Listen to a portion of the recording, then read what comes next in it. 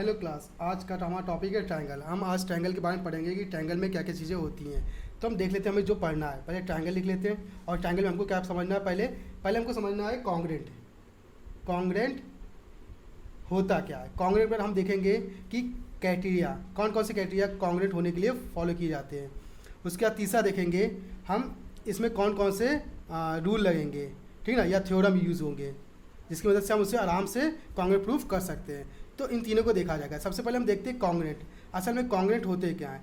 तो कॉन्ग्रेंट मतलब हम समझने के लिए कुछ एग्जांपल देखते हैं। जैसे अगर हमने दो सिक्के उठाए तो देखा गया कि दोनों सिक्के क्या है, एक एक रुपए के हैं। तो इसका मतलब क्या, इसका साइज़ और इसका साइज़ क्या हो, सेम होगा और एक दूसरे के ऊपर क्या कर जाएंगे, ओवरलैप। इसका मतलब दोनों कैसे हैं, दोनों कॉन्ग्रेंट हैं। तो कॉन्ग्रेंट होने के लिए अगर देखा जाए तो इसमें इसका क्या रेडियस और इसका रेडियस, दोनों का रेडियस क्या है, सेम है, इसीलिए ये क्या बन गए, कॉन्ग्रेंट बन गए। दूसरा एग्जाम्पल उठाते हैं एक स्क्वायर का।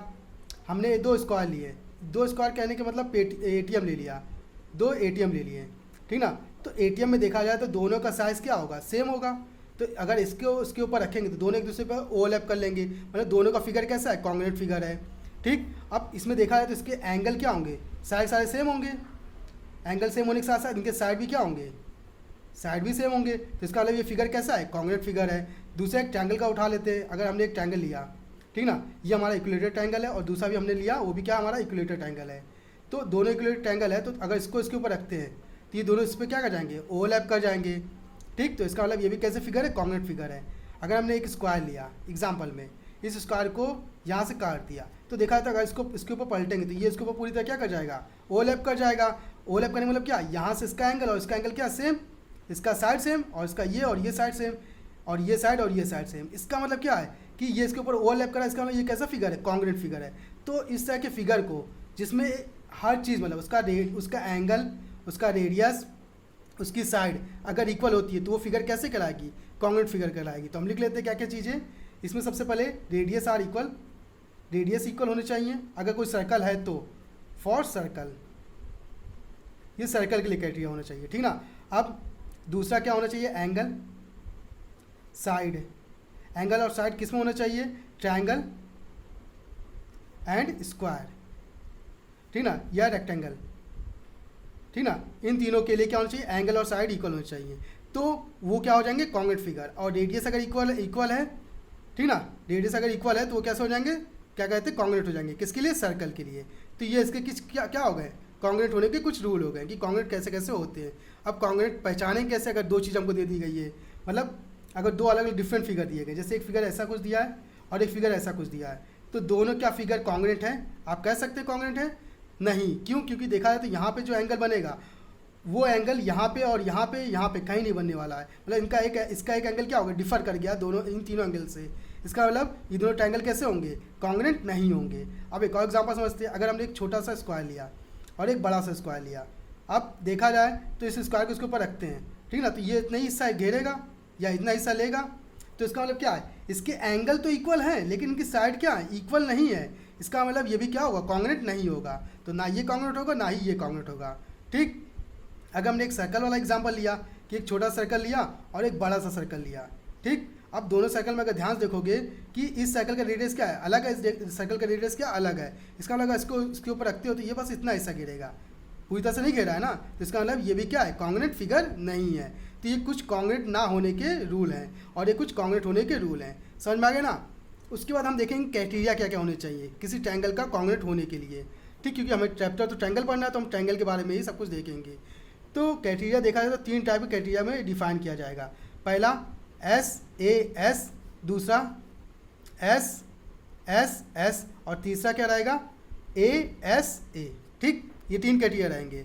अब SAS मतलब क्या होता है, S मतलब होता है साइड और A मतलब क्या होता है, एंगल, और तीसरा साइड।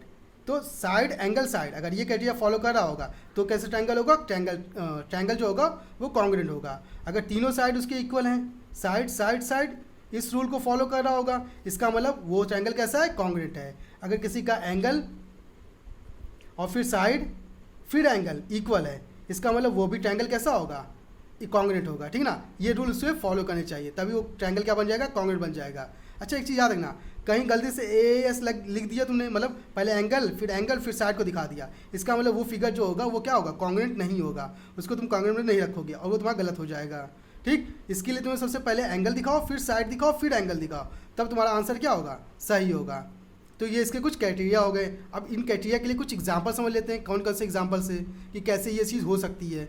तो देखते हैं, सबसे पहले हम उठाते हैं SAS का एग्जांपल, SAS का एग्जांपल। अब इसमें क्या है, साइड एंगल साइड है, ठीक ना। साइड एंगल साइड को जब उठाओगे तो हम एक फिगर लेते हैं, कुछ फिगर बना लेते हैं।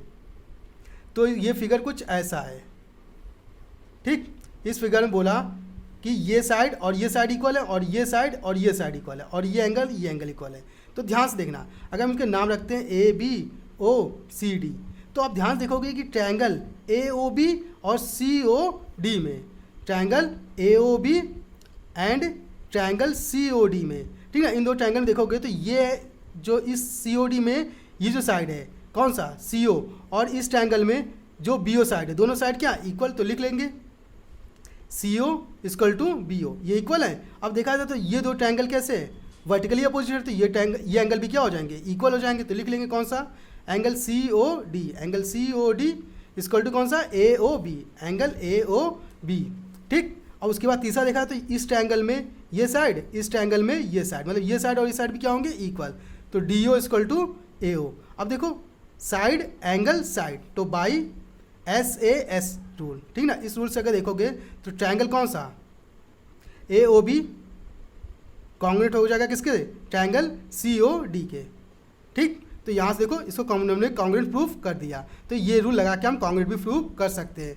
दूसरा अगर देखा जाए तो दूसरा क्या है हमारा, SSS है, मतलब दो ट्रायंगल हमने उठाया, ठीक ना। अब दोनों ट्रायंगल में देखा, दो ट्रायंगल उठाया, ठीक ना। अब दोनों ट्रायंगल में तीनों साइड क्या है, अगर इक्वल है तो ये कैसा होगा, देखो इसका साइड इसका साइड इसका साइड और इसका साइड इसका साइड इसका साइड अगर इक्वल है, ठीक। तो अगर मान लो ये साइड और ये साइड भी क्या है, इक्वल है, तो इसका मतलब इसकी सारी साइड और इसकी सारी साइड एक दूसरे से क्या होंगी, इक्वल होंगी।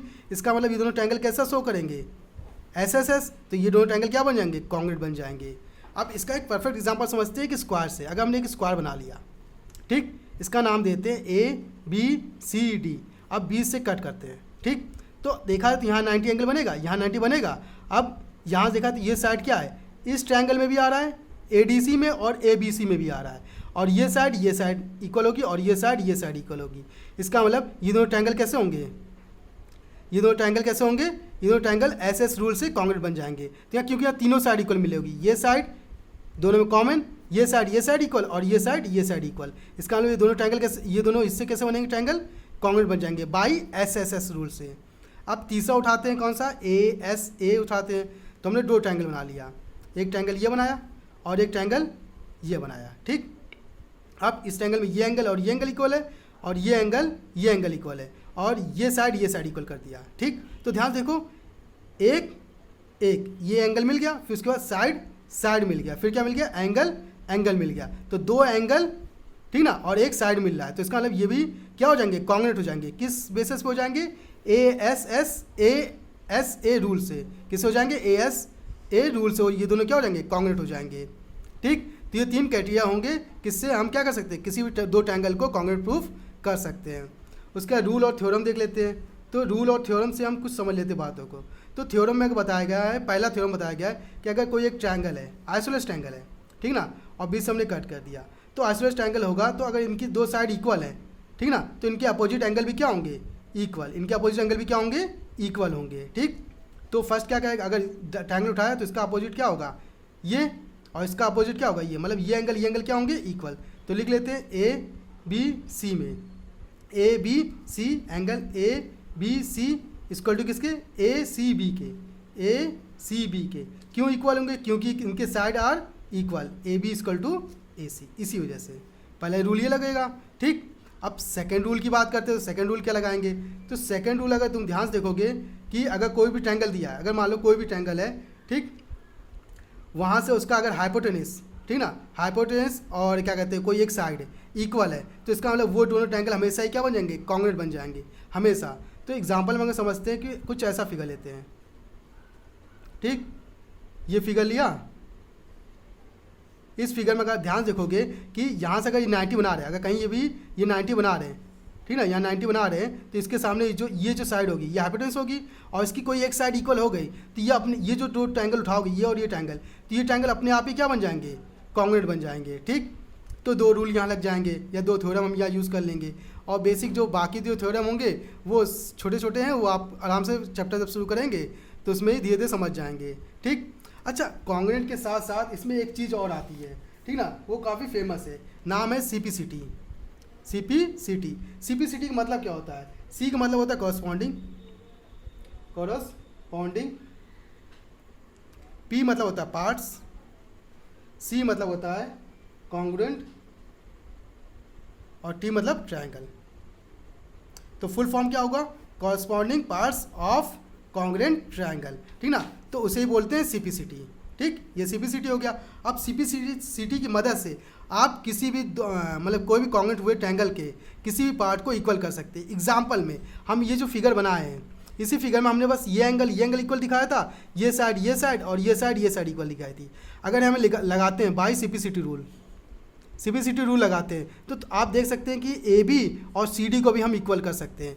हम इस एंगल को और इस एंगल को भी इक्वल कर सकते हैं। हम इस एंगल को और इस एंगल को भी क्या कर सकते हैं? इक्वल कर सकते हैं। मतलब CPCT रूल लगा के आप किसी भी ट्रायंगल के किसी भी पार्ट को इक्वल कर सकते हैं अगर वो कॉन्ग्रुएंट है तो।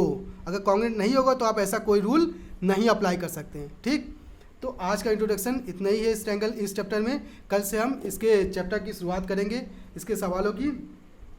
आपको अगर इस इंट्रोडक्शन में कोई दिक्कत होती है तो आप हमको बता सकते हैं, तो हम कमेंट बॉक्स में आपका सोल्यूशन सोल्यूशन आपको बता देंगे। आज की क्लास इतना ही रहेगा। धन्यवाद।